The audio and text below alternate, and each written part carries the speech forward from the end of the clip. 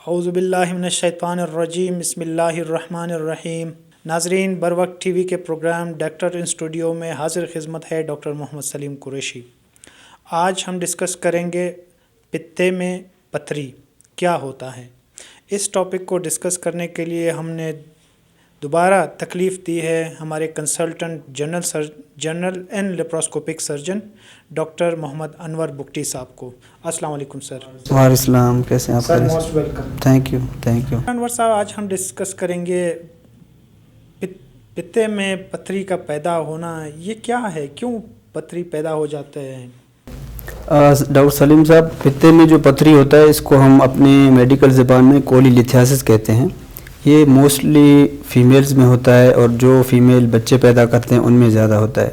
اچھا، یہ بچے پیدا کرنے والی فیمیل کیوں زیادہ ہوتا ہے؟ کیونکہ اس میں کچھ ہارمونل چینجز ہوتے ہیں، ہم ایسٹروجن پروجسٹرون جن کو کہتے ہیں، تو ان کی وجہ سے پتے میں پتھری بن جاتے ہیں اور مریض جو ہے نا اس کو 40 ایئرس کے بعد، یہ موسٹ کامن ہے، فیمیل میں کامن ہے، اور فرٹائل جس کو ہم کہتے ہیں، مطلب جو بچے پیدا کرتے ہیں ان میں یہ زیادہ کامن ہے۔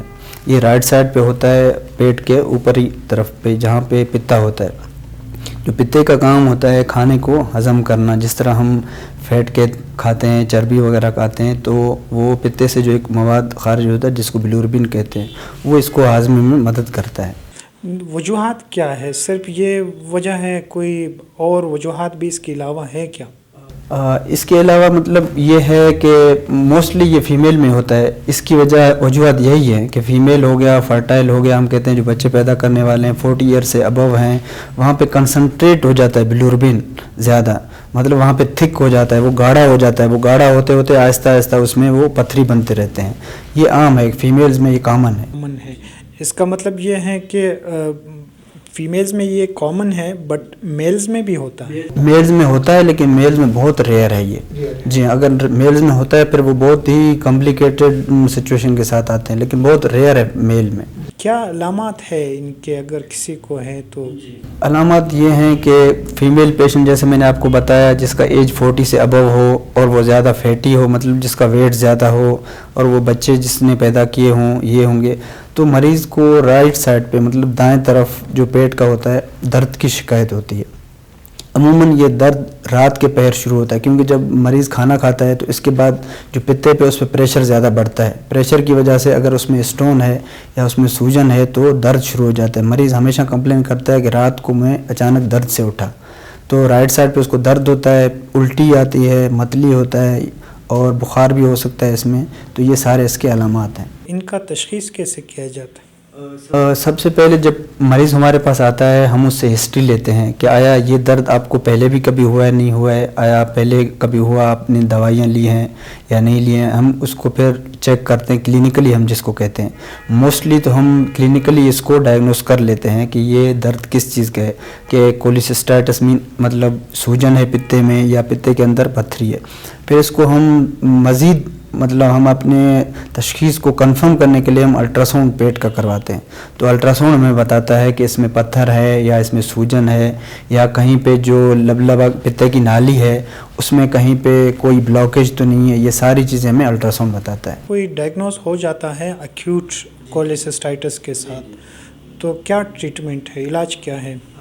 ابھی اس میں 2 پروٹوکول ہیں۔ کچھ جو کتابیں کہتی ہیں اگر مریض فرسٹ ٹائم آیا ہے آپ کے پاس درد کے ساتھ، آپ نے الٹراساؤنڈ کروایا، باقی خون کے ٹیسٹ کروائے جس کو ہم LFTs کہتے ہیں، اگر وہ نارمل ہیں، بلیوربن زیادہ نہیں ہے اور الٹراساؤنڈ میں سوجن ہے، تو 72 آورز کے اندر آپ آپریشن کر سکتے ہیں۔ لیکن جو پرانا پروٹوکول تھا اس میں یہ تھا کہ آپ جو ہے نا پیشنٹ کو آپریٹ نہیں کریں۔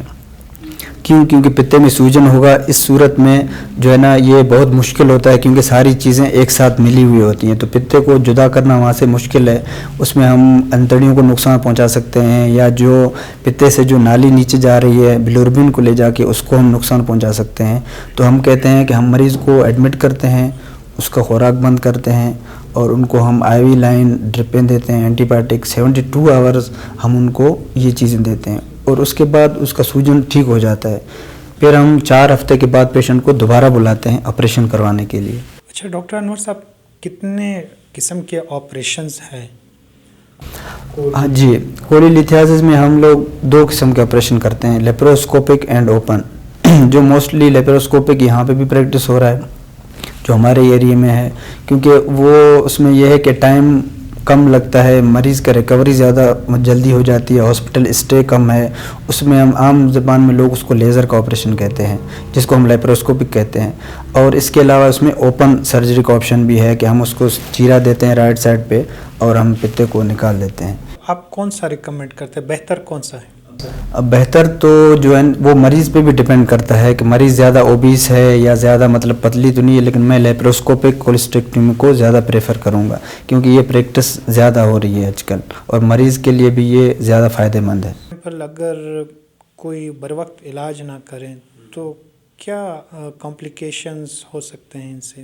جی، اگر بر وقت علاج نہیں کریں تو اس میں اکثر یہ ہوتا ہے کہ چھوٹے چھوٹے جو اسٹون ہوتے ہیں گال بلیڈر کے اندر، وہ نیچے جو نالی ہوتا ہے بلیروبن لے جا رہا ہوتا ہے انتڑیوں کی طرف، تو اس میں بلاکیج کے چانسز ہوتے ہیں، یا فار ایگزامپل اس میں سوجن زیادہ ہو گیا تو جو سوجن کی وجہ سے اس میں پھٹنے کے چانسز ہوتے ہیں، یا اس کے اندر جراثیم زیادہ جمع ہو جاتے ہیں جس کو ہم میوکوسیل کہتے ہیں، یا اس کے بعد بھی اگر مریض نے اپنا علاج نہیں کروایا تو ہم اس کو کہتے ہیں کہ ایمپائما گال بلیڈر، تو اس کے اندر پیپ بن جاتا ہے گال بلیڈر کے اندر اور لاسٹ میں اس کی خون کی سپلائی بند ہو جاتی ہے، اس کو ہم گینگرین گال بلیڈر کہتے ہیں، اور اینڈ پہ جو ہے نا وہ پھٹ بھی سکتا ہے پتا، تو وہ جو ہے نا ایک لائف تھریٹننگ کنڈیشن ہے جو مریض کے لیے بہت انتہائی خطرناک چیز ہے۔ صاحب، عام پبلک یہ سمجھ رہے ہیں کہ گال بلیڈر چونکہ امپورٹنٹ ہے، ڈائجیشن میں اس کا بڑا رول ہے، تو اس کے نکالنے سے کیا جسم پہ اثرات پڑتے ہیں؟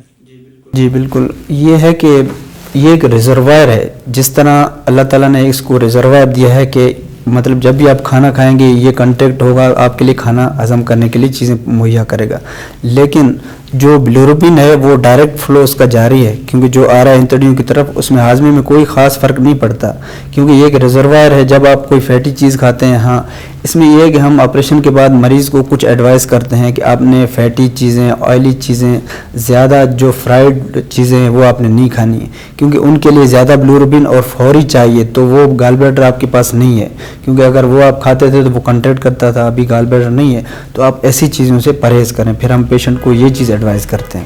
بہت شکریہ ڈاکٹر انور صاحب کہ آپ آئے اور اس امپورٹنٹ ٹاپک پہ بات کی۔ ناظرین، یہ تھا آج کا ہمارا پروگرام ایکیوٹ کولیسسٹائٹس اور کولیلیتھیاسس کے حوالے سے۔ انشاءاللہ دوبارہ حاضر خدمت ہوں گے کسی اور ٹاپک کے ساتھ، جب تک کے لیے اجازت، اللہ حافظ۔